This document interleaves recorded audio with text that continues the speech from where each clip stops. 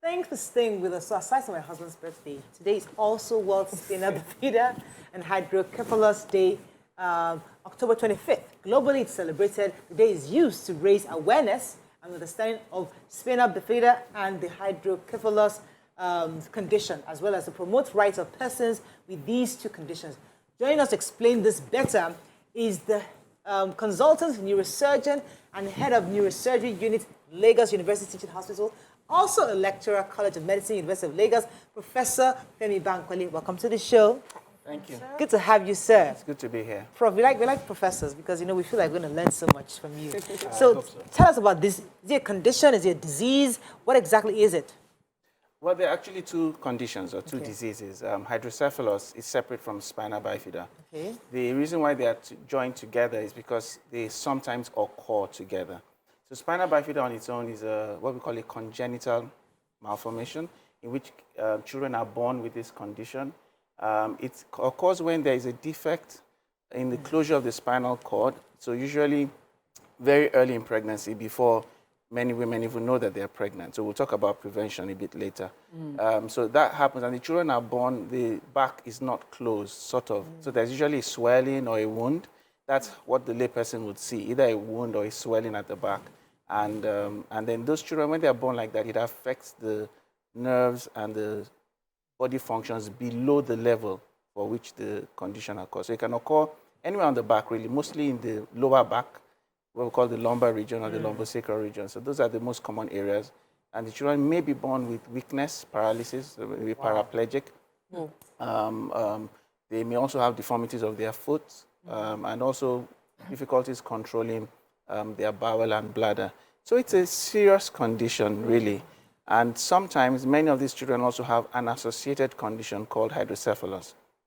So hydrocephalus on its own is can occur either congenitally or acquired, that means after birth, and occurs when there is excessive fluid, what we call brain fluid, cerebrospinal fluid, accumulates within the brain, and then that causes the head to get larger and continues to get larger because the body continues to produce cerebrospinal fluid every day. And it has a system normally where you produce and you excrete it or you get it out of the system. But when that is affected, and the fluid begins to build up almost like a dam, and then it affects the function of the brain. Wow. So what are the causes? Is there any cause to these two diseases you just mentioned? Well, let's take spina bifida for a moment. So spina bifida is, like we said, congenital.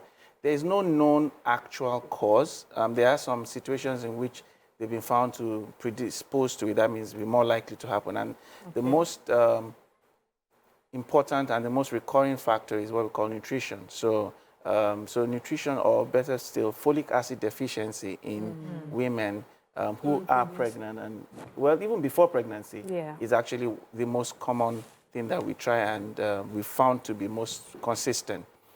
So if you're going to ask for a cause, we'll say maternal nutrition. But folic acid is something that's what we call a micronutrient. So it's something that most people do not, it's not like beans or it's not carbohydrate, so it's a vitamin. So the way to do that or to prevent that happening is to regularly make sure you're taking either supplements or folic acid rich things like I remember my first pregnancy, and it was quite tough. I was constantly not sure. Yes, so I would not take some of the supplements. And my mom kept saying, like, if you don't take this one, your children will come out ugly. That's important for their bones. So I learned that quickly. But you said there are preventive measures. I mean, are these measures preventive before a woman starts to have babies, or is it once she's pregnant and then she has to take those supplements? Yes. So for spina bifida, it's before pregnancy.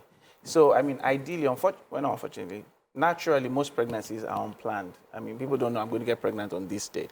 So, but we know that about 6 weeks before and 6 weeks after, the folic acid levels at that level are very important to prevent this particular condition. So the folic acid that pregnant women are given, which we are very good at doing, is not to prevent spina bifida. That one is for anemia in pregnancy and other things. But the one that prevents spina bifida is the one that is taken before pregnancy, what we call periconceptual. And the only way that happens is if you are either fortifying staple meals like wheat in other parts of the world, bread, wheat, rice are fortified with folic acid, just so that there is a general high level of folic acid in the system. Or if people take, well, when I say people, women who are getting pregnant or who think they will get pregnant, take folic acid, just a tablet a day, or even half a tablet a day. So once you get married like this, start taking it. Even before you're married. It won't be a bad idea. Even before marriage, like young girls, you know, in their 20s, Yeah, it's okay. Does it have a negative effect? If No, you're taking it's a water-soluble vitamin, so you can't take half too much. If it's too much in the body just gets rid of it. So, so what we actually, in between the ages of 18 and, well, 60, let's say 60, just folic acid every day. This condition you talked about for children, how is it curable? Is there hope? Or if it has to be managed, how long does it have to be? So again, so spina bifida is treatable but not curable because it's a congenital condition. The treatments are to help to reduce the impact of this condition on the child. And so usually when these children are diagnosed and born, then the first order of this day is to try and repair that defect or that wound at the back and close it up to prevent infection. So when that is done, then whatever else is left, so if the children have clubfoot, which they may have, then that is addressed by serial manipulation. If they have problems with their control of blood and urine, then those ones are addressed a little later on with therapies that are help them to control whatever kind of incontinence or bowel or bladder habits they have. When it comes to hydrocephalus, I will talk a little about hydrocephalus because, like I said, it's a different condition. Hydrocephalus can either be congenital or acquired. Many of the ones that are acquired are from infections. So children have meningitis, if it's not well treated, can go on to develop hydrocephalus. Now, there are treatments for hydrocephalus. Very simple treatments, very effective treatments for hydrocephalus. The problem many times is that most people come in late when there's been significant damage to the brain. But when the hydrocephalus is found early and treated early, then the outcomes are usually quite good. What should a mother look out for, you know, because this congenital cases obviously affects their physical form, so the child might know to walk or something, but for the ones that can still be fixed, what should a mother or father look out for to be able to come to the hospital to get the right diagnosis? Because Nigeria diagnosed either malaria or typhoid.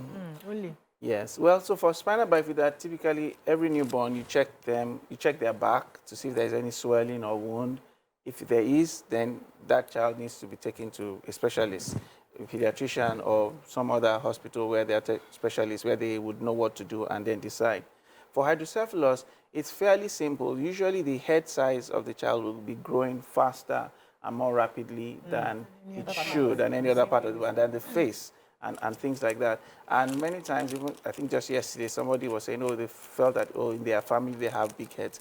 But they are big heads and they are big heads. So you just have to understand that if the rapidity of growth is too much, or if the child is no longer able to do, like, hold the neck or smile, when they should smile, then it means something is going on wrong because the children are too small to complain. So let me ask you this question. So go ahead, Mariam. Yeah, so that means the postnatal visits are important. Definitely. Because we know they measure the head, they measure all those things. Okay. And Yes. I just want to know how accessible this sort of care is to our rural communities. You know, most of our problems is usually access to health. Is it expensive? Is this something you can get at your primary health care center? The treatments and the care, no.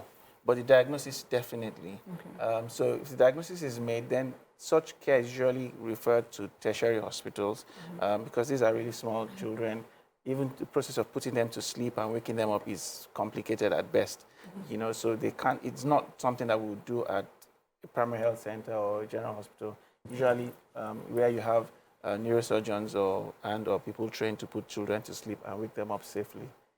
So there is some problem with access, but once the diagnosis is made, they just need to move them to the nearest teaching hospital. Congenital diseases in this country is difficult to manage. Once there's some kind of a deformity, and people find it difficult because people rather just carry their children out of the country, find somewhere where they will have some kind of treatment. Could you help us understand, especially in the Lagos State teaching hospitals, do we have ways of caring for these kind of situations? Well, yes, definitely. I mean, the short answer is yes. If you're talking about hydrocephalus and spina bifida, I'm not aware of any treatment that is available anywhere in the world that is not available in Lagos State, at least as far as that is concerned. The problem maybe with the stigma and things like that, but Yeah. apart from that, the treatments are available. People just need to access them. So is there any age a child gets to that the child may not be able to have all this? Is there like an age where you've outgrown suitable. having this sort of diseases? Condition. Yeah, condition. Well, I mean, spina bifida is, if the child is not born with it, the child is not born with it. So that's sort of sorted.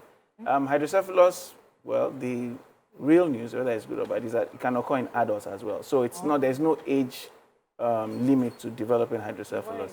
The only You said adults. Oh, yeah. the only difference is that with adults, the head doesn't get big, which is both good and bad, because it then means that there's a shorter time. Because the enlarging head is actually the body's way of accommodating and coping with that stress. So with the adult, the head doesn't get big, and So how do you now know that Yes, as an something like adult, that? what do you know? really bad headaches, and that the person may begin to lose function on their brain very quickly. Let's talk about foundations that are helping out. Do you partner any of such foundations? Yes, we do. We do partner with anybody that wants to partner with us, but there are not many foundations that are specifically devoted towards hydrocephalus and spina bifida. At least within the country, I'm aware mainly of one, and I think there's another one, the Professor Femi Foundation, that I'm also a part of them. They've been around for over 10, 15 years now, trying to raise awareness and funds for these children, because like we said, the care is complicated and obviously. goes over time. It even sounds complicated from how you're talking. But let me ask you, this is a side question. I know you're a neurosurgeon, correct? Correct. Are you practicing? Yes. Okay. Just I said it was a deliberate question, Okay. because the reason why I asked that, because many of our doctors are leaving Nigeria, and I just wanted to be Yeah, sure but that they're are you still practicing. Hey, They're just not I wanted to practicing be in sure. Nigeria. God, my whole question is that Are you practicing Nigeria? are you practicing Nigeria? I hope you're not leaving anytime soon. Well, so the first question, am I practicing Nigeria? This is Nigeria. We're Yes. here today. I'm Are you practicing in here? Never Nigeria. NMA just said that all our doctors have left. Are you leaving? No, enemy did not say all. He just said Said that 10,000, over 10,000. How many I'll currently? answer my question. Are you in Nigeria or you are planning to go very soon? I'm in Nigeria as we speak. Do you plan to go As very we soon? speak. As we speak. No, Well, you're also planning to exit. No, I don't have any plans to go permanently very soon, if that's what you mean. That's what we're thinking. Okay. So So you go and You're come here back. for us. You're here for us. I'm here. We are here. All of us are here for Just checking. It's important for us to check is to make sure that people like you are still here, because My tomorrow now here sister Professor Bankole has has jumped gone. back. Please don't go. Okay, all We right. need you. We need you. I wish you would tell other people that. We do. Constantly doing that. Okay, you talked about the foundation you partner. How can people reach in case they have kids that are dealing with this? And how do you select cases? Shall you help people, or you have to select? The foundation, or me as a practitioner, I will treat foundation. anybody that comes. The The foundation. foundation, I think, would help anybody that comes as well, as much as possible. What the extent of the assistance is what may vary. The First Fatimila Foundation has a presence online, so I'm sure anybody can just get information on that. The other foundations, like I said, in our unit, we do also have a foundation, but it's not specific to spina bifida and hydrocephalus, but we try and help children also with that condition. Fantastic. Thank you so much. Is there any other questions? I think we're good. see. Is there anything else you'd like us to know about this condition that we've not touched on? Yes, because I've heard some. Thank you for saying. I've heard that with the spinal bifida, they can do like a surgery in utero. Is that possible? Okay. Yes, fetal surgery for spina bifida is possible. It's cutting edge. Okay, so we don't have that in Nigeria. Maybe that's what I should say. But having said that, it's not available in many places, in select places. And the window for fetal surgery is very narrow. So it has to have been diagnosed usually about the second trimester.